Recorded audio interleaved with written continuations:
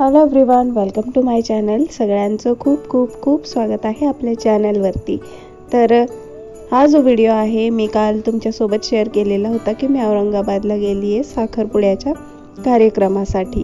तर त्याचाच हा दुसरा पार्ट आहे आणि या पार्टमध्ये मी आज तुमच्याशी शेअर करणार आहे आम्ही खूप सारी जी मजा आणि धमाल केली तिथे। तर हे काही फोटो आहेत सुरुवातीचे जे माझ्या बहिणीच्या मुलीचे ॲनिव्हर्सरीचे आहेत। तर तो सुद्धा कार्यक्रम तेथे आम्ही केला थोडासा। तर तिची ॲनिव्हर्सरी सुद्धा होती आणि सगळंच काही जुळून आलेलं होतं। तर म्हटलं त्यांचं हे ॲनिव्हर्सरीचं थोडंसं फोटोग्राफ्स जे आहेत तर ते मी तुमच्यासोबत शेअर केलेले आहेत। या फोटोग्राफ्स नंतर मी बोलायची गरजच नाही आहे, कारण यानंतर मी तुमच्यासोबत जी काही आम्ही मजा धमाल केलेली आहे, जे पण संगीताचा आणि डान्सचा कार्यक्रम आहे तो ठेवलेला होता, तर त्याच्यामध्ये बोलायची तर गरज नाही आहे काही। तर चला मग तुम्ही या ज्या काही क्लिप्स आहेत त्या एन्जॉय करा।